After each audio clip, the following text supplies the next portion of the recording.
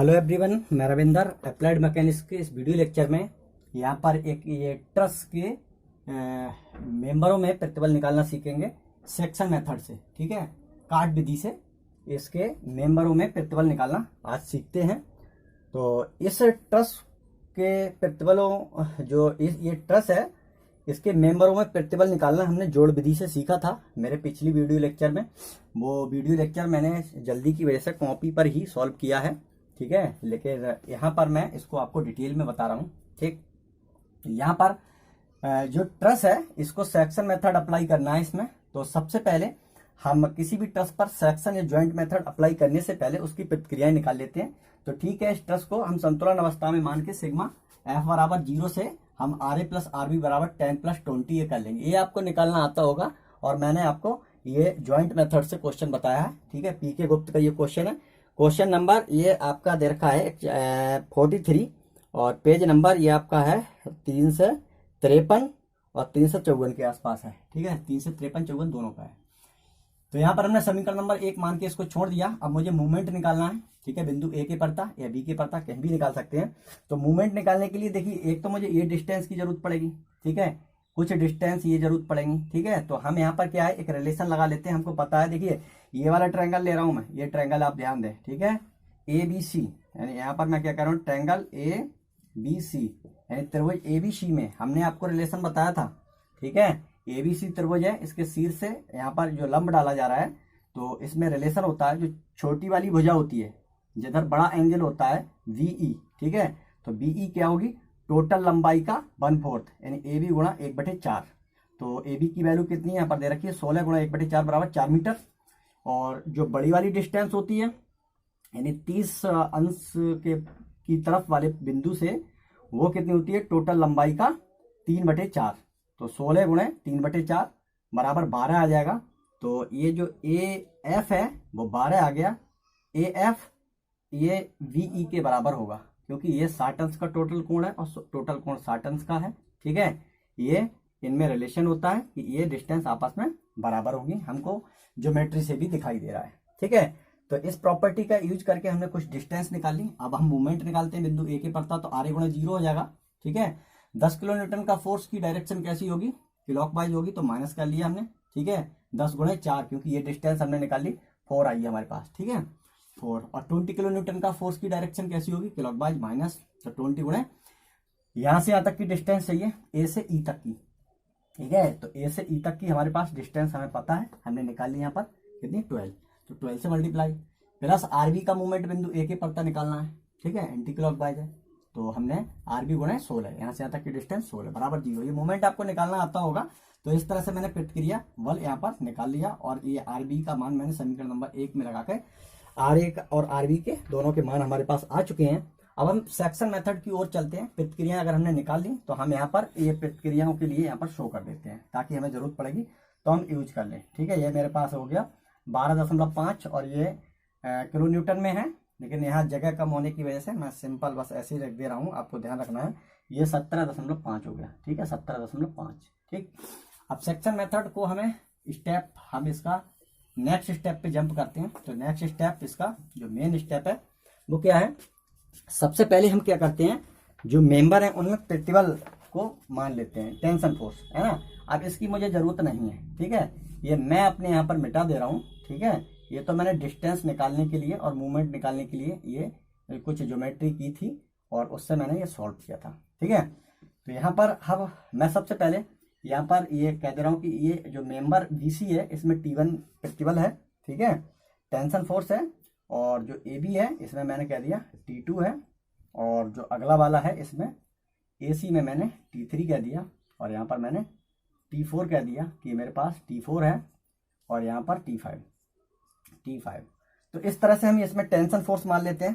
ठीक है, tension force मानने के बाद हम इसमें वर्चुअली रूप से इस ट्रस को काटते हैं, और काटते समय इस बात का ध्यान रखते हैं कि कटने वाले मेंबरों की संख्या 3 से ज्यादा ना हो। ठीक है, ये 16 मीटर की जो डिस्टेंस है इसको भी मैं यहाँ से रिमूव कर देता हूँ, ताकि आपको कुछ ज्यादा क्लियर रहेगा। ठीक है, यहाँ पर तो देखिए मैं क्या कर रहा हूँ, सेक्शन को ब्रेक कर ले रहा हूँ छोटे छोटे सेक्शनों में, मतलब ऐसे काटे ट्रस को ताकि ट्रस पूर्ण रूप से कट भी जाए और उसमें कटने वाले मेंबरों की संख्या कम से कम 3 हो। ठीक है, तो ये काट एक्स एक्स वन मैंने कह दी। ठीक है, तो काट एक्स एक्स वन के लिए अब यहाँ पर मैं सॉल्व करूंगा इसके लिए। ठीक है, तो यहाँ लिख देते हैं यानी काट, ठीक है, एक्स वन के लिए। ठीक है, इसके लिए मैं सॉल्व करूंगा।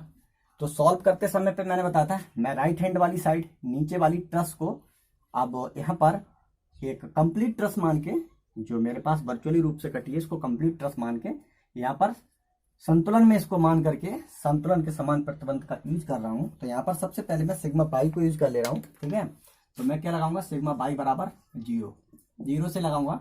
तो बाई के लिए ये अप फोर्स है तो चलो ठीक है, आरबी लिख ले रहा हूँ पहले, आरबी। ठीक है, आरबी की वैल्यू बाद में लगा दूंगा। और यहाँ पर एक इसका कंपोनेंट जो T1 है, ठीक है, इस पॉइंट से देखते हैं एरो ये जा रहा है ना, तो इसका कंपोनेंट भी ऊपर जाएगा। ये साइन में होगा, इधर वाला कॉस में होगा, तो साइन वाला इसमें ऐड कर लेंगे। ठीक है, प्लस T1 साइन 60 बराबर 0। तो यहाँ से T1 साइन 60 का मान लगा देते हैं, √3/2 और माइनस में आरबी हो जाएगी, और आरबी का मान यहाँ हो जाएगा 17.5। तो यहाँ T1 का जो मान है वो हो जाएगा 17 दूनी 34 हो जाएगा, और 2 35 हो जाएगा, 35/√3। ठीक है, किलो न्यूटन। तो ये मेरे पास एक वैल्यू आ चुकी है। दूसरी वैल्यू मैं और निकालता हूँ इसकी। अब यहाँ सिग्मा एक्स बराबर 0 लगा लेते हैं। ठीक है, सिग्मा एक्स बराबर 0 से इसी ट्रस में। ठीक है, सिग्मा एक्स बराबर 0, तो मेरे पास इस डायरेक्शन में ये T2 आ रहा है, माइनस वाली डायरेक्शन है, और T1 का कंपोनेंट भी इसी डायरेक्शन में होगा। आप देख सकते हैं T1 ये हो जाएगा cos 60। ठीक है, cos 60 बराबर 0। T1 का मान यहाँ लगा दे रहे हैं। ठीक है, माइनस का T2, तो माइनस T1 का मान हो जाएगा 35/√3, और यहाँ पर इसका मान cos का 1/2। ठीक है, तो T2 का मान निकालेंगे तो ये हो जाएगा किसमें, माइनस में हो जाएगा 35, ये हो जाएगा फिर से 35 को आधा कर देंगे 17.5/√3। ठीक है, ये हो जाएगा T2 का मान। ठीक है, तो ये जो मैंने निकाला ये प्लस में आया, तो ये हो गया तनाव प्रतिबल। ठीक है, और ये संपीड़न प्रतिबल। ठीक है, तो T1 T2 के मान हम निकाल चुके हैं। तो T1 T2 के मान हमारे ये निकल आए। ठीक है, तो अब हम क्या करते हैं, दूसरे सेक्शन को काटते हैं। ठीक है, यहाँ पर थोड़ा सा ध्यान देंगे, कुछ चिन्ह की मिस्टेक हुई है। ठीक है, कुछ साइन मैंने गलत लगा लिया है। ये दोनों पहले तो माइनस चिन्ह इसमें से निकाल देंगे। देखिए ये माइनस में, ये भी माइनस में, दोनों के लिए माइनस माइनस चिन्ह बाहर निकाल देंगे तो प्लस हो जाएगा, और ये भी प्लस हो गया, ये भी प्लस हो गया। तो प्लस वाले को उधर जब लेके जाएंगे तो ठीक है, इतना ही आएगा T2 का मान। ठीक है, एक बार इसको देख लेना, T2 प्लस का T2 बराबर माइनस का T1 हो जाएगा, और माइनस T1 की वैल्यू क्या माइनस में आई थी, T1 की वैल्यू, हाँ T1 के लिए हमने थोड़ा मिस्टेक किया है भाई, T1 की वैल्यू माइनस में आई है ना, तो T1 की वैल्यू माइनस में यहाँ लिखनी चाहिए, है ना। ये संपीड़न हो जाएगा, ये गलत हो गया था। ठीक है, संपीड़न, ये संपीड़न प्रतिबल है। ठीक है, और जब ये माइनस में है और यहाँ माइनस रखेंगे तो ये प्लस हो जाएगा, ये तनाव प्रतिबल हो जाएगा। ये क्या हो जाएगा, तनाव प्रतिबल। थोड़ा सा कैलकुलेशन मिस्टेक हो सकती है, ठीक है, किसी से भी, तो उसके लिए कोई नहीं, आप थोड़ा सा ध्यान दें। तो T1 T2 के मान हमने निकाल लिए। अब उसके बाद हम दूसरा सेक्शन के लिए देखते हैं। अब दूसरा हम इसको चाहो तो रहने दो, और अगर नहीं रहना चाह रहे हैं तो आप मिटा सकते हैं। ठीक है, दूसरा मैं यहाँ पर एक काट रहा हूँ, इसको आप बड़े ध्यान से देखें। ठीक है, ये मैंने कह दिया X2 और ये X2। ठीक है, अब मेरे पास जो ट्रस है वो 2 कंप्लीट सेक्शनों में बट गई। ठीक है, इसको मैं हटा दे रहा हूँ, आप मत हटाना अपने डायग्राम से। ठीक है, यहाँ से हटा दे रहा हूँ, आप बने रहने देना सभी, क्योंकि यहाँ पर हम लिख देते हैं ना, यानी क्या लिख देते हैं, काट X2 के लिए, है ना, ये वाली काट ले रहे हैं। तो इसमें ट्रस ये वाली और ये वाली 2 भागों में बट गई। ठीक है, तो अब मैं ये वाली ट्रस इधर वाला पोर्शन सॉल्व करूंगा। ठीक है, तो ये वाला पोर्शन सॉल्व करते समय पे ये आपको बहुत ही इंपॉर्टेंट है, और इसको आपको ध्यान रखना है। यहाँ पर सारी चीजें मैं आपको बता दूंगा। ठीक है, तो यहाँ पर सिग्मा बाई बराबर 0 से अगर हम देखें, ठीक है, तो इस ट्रस को सॉल्व करने के लिए जो राइट हैंड साइड में ट्रस है उसमें कैलकुलेशन करेंगे सिग्मा एक्स सिग्मा बाई के लिए। तो उसमें हम T4 T3 T2 को सम्मिलित करेंगे। ठीक है, और प्लस 20 किलो न्यूटन और ये आरबी की वैल्यू को सम्मिलित करेंगे। तो आपको ध्यान रखेंगे इस पॉइंट के लिए बहुत ही अच्छे तरह से, बिल्कुल एकदम कंट्रास्ट करके रखेंगे कि जिस काट के द्वारा जितने मेंबर कट रहे हैं उन मेंबरों को कैलकुलेशन में हम शामिल करते हैं, और उसी के साथ साथ जितने बाहरी फोर्स होते हैं, जो बाहर फोर्स लगे हुए हैं, उनको कैलकुलेशन में शामिल करते हैं। T1 को शामिल नहीं करेंगे क्योंकि ये इस कार्ड ने काटा नहीं है, तो इसको हम सॉल्व इसमें कैलकुलेशन में शामिल नहीं करते हैं। तो यहाँ पर सिग्मा बाई बराबर 0 से हम देखें तो बाई बराबर 0 से देखिए ये फोर्स नीचे को लग रहा है, ये फोर्स ऊपर को लग रहा है, ठीक है। तो सिग्मा बाई हम यहाँ पर लगाएंगे, तो सिग्मा बाई के लिए आप यहाँ पर लगा लें, ठीक है। तो चलिए सिग्मा बाई मैं यहाँ पर लगा देता हूँ, ठीक है। सिग्मा बाई ये मैंने लगाया T3 sin 30, ठीक है, बराबर ये, ठीक। चलिए मैं यहाँ पर लगा रहा हूँ, ठीक है। नीचे जा रहा है तो माइनस कर दिया, माइनस का 20, और ये ऊपर जा रहा है, ठीक है, तो प्लस का कर दिया 17.5, ठीक है। इन दोनों फोर्सों को सबसे पहले बाहरी फोर्स ले लिए। अब यहाँ पर ये तो एक्स डायरेक्शन में T2, T4 भी एक्स डायरेक्शन में, सिर्फ इसका कंपोनेंट, ठीक है, इसका जो कंपोनेंट होगा T3 का, वो इस डायरेक्शन में नीचे की ओर आएगा, ठीक है। अगर नीचे की ओर आएगा तो हम यहाँ पर इसको ब्रेक करेंगे, ठीक है। तो ब्रेक करने के लिए यहाँ पर देखिए जरा हम क्या कर रहे हैं कि यहाँ पर जेड रूल का यूज कर रहे हैं। देखिए ये लाइन ये गई और ये जा रही है और ये, ठीक है। तो इस तरह से ये जेड की फॉर्म बन रहा है। अगर 30 अंश का कोण ये है तो 30 अंश का कोण ये होगा, ठीक है, ये 30 अंश का कोण होगा। तो T3 का इस डायरेक्शन में कंपोनेंट साइन में हो जाएगा, ठीक है। तो माइनस का हो जाएगा कितना, T3, ठीक है, साइन 30 बराबर 0, और कोई भी नहीं है, ठीक है। तो यहाँ पर आपको ध्यान रखेंगे कि जो एक्सटर्नल फोर्स है वो प्लस कटने वाले मेंबरों को कैलकुलेशन में हम शामिल करते हैं। तो यहाँ पर मुझे मिल जाएगा, ठीक है, माइनस का T3 साइन 30 का मान 1/2 बराबर ये 20 प्लस का हो गया, माइनस का 17.5 हो गया, तो यहाँ पर मुझे शायद 2.5 मिलेगा, ठीक है। और यहाँ T3 हो जाएगा, और T3 का वैल्यू मैं निकालूंगा तो मुझे मिल जाएगी प्लस की, और 2 से इधर मल्टीप्लाई कर दूंगा तो प्लस का 5 किलो न्यूटन ये आ जाएगा, ठीक है। प्लस में आया है तो हम इसको कहेंगे क्या, तनाव प्रतिबल। तनाव प्रतिबल T3 का मान हम इस तरह से निकाल लिए, ठीक है। एक बार कैलकुलेशन पर आप विशेष रूप से ध्यान देंगे। देखिए मैंने बताया ये माइनस और ये प्लस, तो माइनस का 20 प्लस का ये, और ये वाला भी माइनस का होगा। तो यहाँ पर T3 का वैल्यू ये प्लस में हो जाएगा, माइनस में हो जाएगा, ठीक है। और यहाँ पर ये प्लस का बचेगा, ये माइनस का आ जाएगा, ठीक है भाई। ध्यान देखिए मिस्टेक हो गई, ठीक है, माइनस हो गया तो ये संपीड़न हो जाएगा। ये गलती बिल्कुल भी नहीं होनी चाहिए, ठीक है। माइनस की वैल्यू आ रही है यहाँ पर। अब हम सिग्मा एक्स लगा देते हैं, सिग्मा एक्स बराबर 0 इसी ट्रस में, ठीक है। एक्स बराबर 0 लगाएंगे तो देखिए T4 इधर जा रहा है तो माइनस का कर दिया, चलो T4, ठीक है। और T3 भी इसका कंपोनेंट कॉस वाला इधर होगा तो माइनस का T3, ठीक है, कॉस 30, ठीक है। और कौन सा जा रहा है, मैं एक्स डायरेक्शन से सॉल्व कर रहा हूँ, ठीक है, मतलब इधर से कर रहा हूँ राइट हैंड साइड से। तो मेरे पास ये वाला जो फोर्स है, ठीक है, प्लस का नहीं माइनस का T2 हो जाएगा बराबर 0। एक्स डायरेक्शन में सिर्फ देखिए T4 इधर जा रहा है, इस ट्रस को सॉल्व कर रहे हैं ना, इसलिए ये इधर जा रहा है, इसका कंपोनेंट भी इधर जाएगा, और ये जाएगा क्योंकि ये कटा हुआ है इसलिए इसको शामिल करना पड़ेगा, बाकी और कोई नहीं है। T1 से हमें कोई मतलब नहीं है। तो यहाँ पर हम T4 की वैल्यू निकालेंगे, माइनस की T3 का मान लगा दे रहे हैं माइनस का 5, और कॉस का मान √3/2, माइनस T2 का मान हम निकाल लिए थे, उसका वैल्यू यहाँ पर लगा दे रहे हैं। तो T2 का मान है 17.5/√3, ठीक है, 17.5/√3 बराबर 0, ठीक है। तो इसको हम सॉल्व करेंगे, T4 का मान निकालेंगे तो T4 का मान आपका जो है वो आ जाएगा, ठीक है। जगह कम है आप निकाल लेना, मैं आपको बता दे रहा हूँ। माइनस का 10/√3 माइनस में आया तो इसको लिखेंगे हम संपीड़न, ठीक है, प्रतिबल, संपीड़न प्रतिबल इसको लिख देंगे, ठीक है। तो हमने इस तरह से T1 T2 T3 T4 के मान निकाल लिए। अब उसके बाद हम नेक्स्ट स्टेप पर बढ़ते हैं। हम यानी ट्रस को तब तक काटते रहते हैं जब तक कि उसके प्रत्येक मेंबर में जो प्रतिबल है उसकी वैल्यू ना निकल आए, यानी T1 T2 T3 T4 जितने भी जो हमने माने हैं फोर्स उनकी वैल्यू ना निकल आए तब तक हम इसको काटते रहते हैं, ठीक है।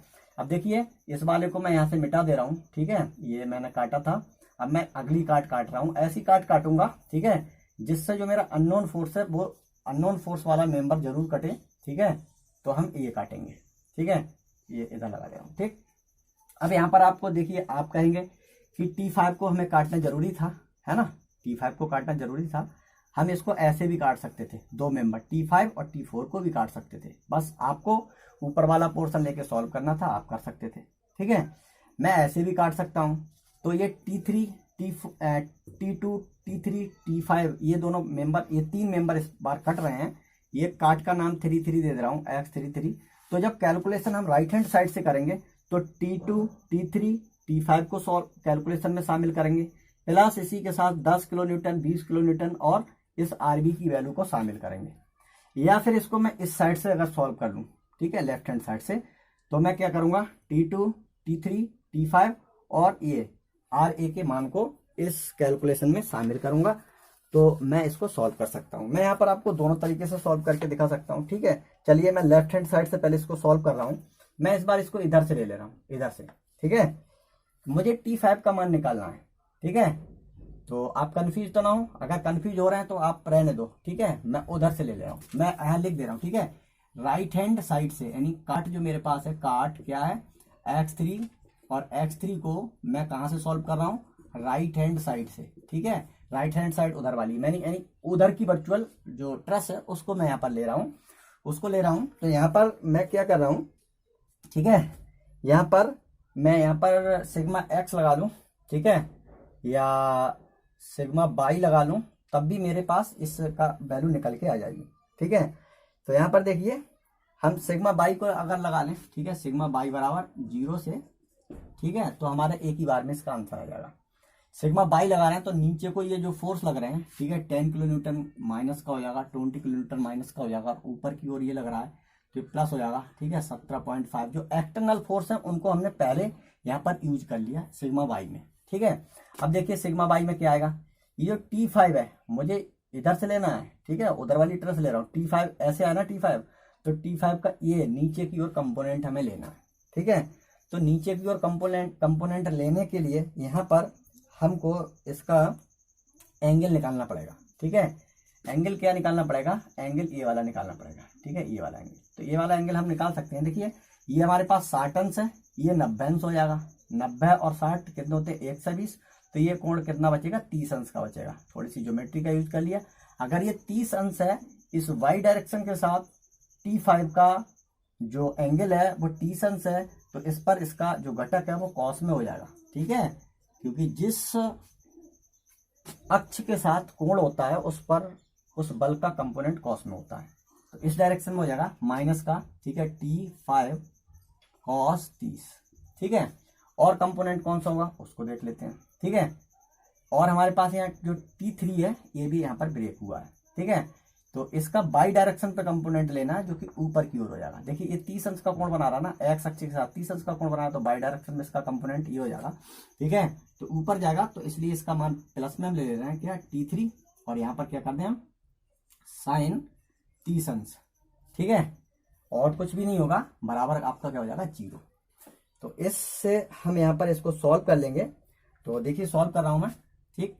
तो ये मेरे पास यहाँ पर ये हो जाएगा 30, और 30 में से हम इसको घटा देंगे, ठीक है, और T3 का मान निकाल लेंगे, ठीक है। माइनस का 20 और ये हो जाएगा 17, ये 30 कर दे रहा हूँ, ठीक है, माइनस का 30 प्लस का 17.5 माइनस का T5 कॉस 30 का मान √3/2, ठीक है, और प्लस में यहाँ पर कर ले रहा हूँ प्लस T3 का मान हम निकाल चुके थे पहले, ठीक है। जो मान निकल के आया था T3 का, उसका यहाँ पर मान हम लगा देते हैं। तो T3 का मान मैं देख के यहाँ पर लगा दे रहा हूँ, माइनस का 5 आया था, ठीक है, यह हो जाएगा माइनस का 5, ठीक, और साइन 30 का मान 1/2, ठीक है। तो 17 में से हम इसको घटा देते हैं, ठीक है, लगभग 18 अगर हम इसको घटाते हैं तो हमारे पास यहाँ जो वैल्यू मिलेगी वो कितनी मिलेगी, ठीक है। और यहाँ पर T5 के लिए सॉल्व कर लेंगे, तो T5 बराबर शायद आपका, आप निकाल के देख लेंगे, आपका 20/√3 आ जाएगा, ठीक है। तो T5 का हमारे पास मान निकल चुका है। इस तरह से मान निकाल लेंगे। और आपको अब इसको मैं राइट हैंड साइड से लेके बता रहा हूँ इसी को, ठीक है, राइट हैंड साइड से, हाँ राइट हैंड साइड से ले लिए लेफ्ट हैंड साइड से, ठीक है, लेफ्ट हैंड साइड से, लेफ्ट हैंड साइड मतलब इधर की ट्रस ले रहा हूँ, इधर की ट्रस है ना। तो इधर की ट्रस लेने के लिए हम सिग्मा X सिग्मा बाई किसी का भी यूज कर सकते हैं, ठीक है। तो मैं चलिए सिग्मा बाई का यूज कर रहा हूँ ताकि आपको क्लियर हो जाए, ठीक है, कि किसी साइड से हम इसको किसी भी ट्रस के को ले सकते हैं, ठीक है। तो यहाँ पर सिग्मा बाई लेंगे तो सबसे पहले ऊपर की ओर जो फोर्स जा रहा है उसी को हम यहाँ पर ले लेते हैं, ठीक है। ऊपर की ओर फोर्स हमारे पास जा रहा है वो कितना है 12 पॉइंट, चलो आरबी ले रहे हैं पहले, ठीक है, आरबी का मान अगले स्टेप में लगा देंगे, ठीक। अब देखिए ये जो T3 है इसका कंपोनेंट ऊपर होगा साइन में, ठीक है, तो प्लस का हो जाएगा T3 साइन 30, और जो T5 है इसका ऊपर की ओर कंपोनेंट हो जाएगा, ठीक है।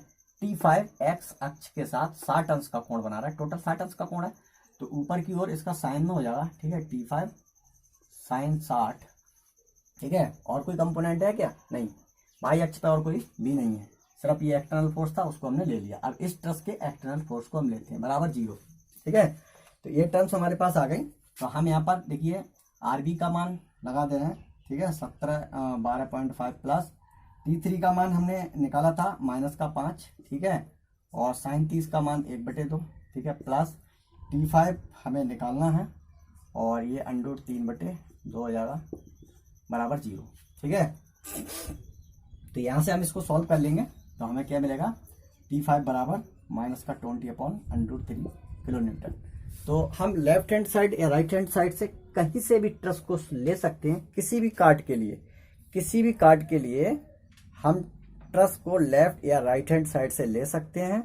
लेकिन बस आपको ध्यान ये रखना है कि जिस साइड को हम ले रहे हैं ट्रस को, लेफ्ट हैंड साइड ले रहे हैं या राइट हैंड साइड, उस साइड में जितने एक्सटर्नल फोर्स लगे हुए हैं उन फोर्सों को कैलकुलेशन में शामिल करेंगे, प्लस काट जो हमने काटी है उस सेक्शन में जितने मेंबर कटे हैं उन मेंबरों को भी हम उस ट्रस के कैलकुलेशन में शामिल करेंगे। तो मैंने तो ये बना दिया, ठीक है। आप ये जो मैंने बनाया था, ठीक है, इस तरह से x1, ठीक है, इसको भी आप मिटाई ना, एग्जाम में आप रहने दें, ठीक है। ये x2 और f2 था, तो तीनों का तो आप दिखा सकते हैं, वो तो मैंने आपको समझाने के लिए बता दिया था, ठीक है। तो आई होप आपको समझ में आया होगा क्वेश्चन, ठीक है। अगर समझ में नहीं आया तो आप कमेंट बॉक्स में लिख के भेजें, मैं आपको दोबारा समझाने की कोशिश कर रहा हूँ, ठीक है, या आपको दोबारा वीडियो अपलोड कर दूंगा, फ़ोन करके भी आप पूछ सकते हैं, व्हाट्सएप पे पूछ सकते हैं। Thank you.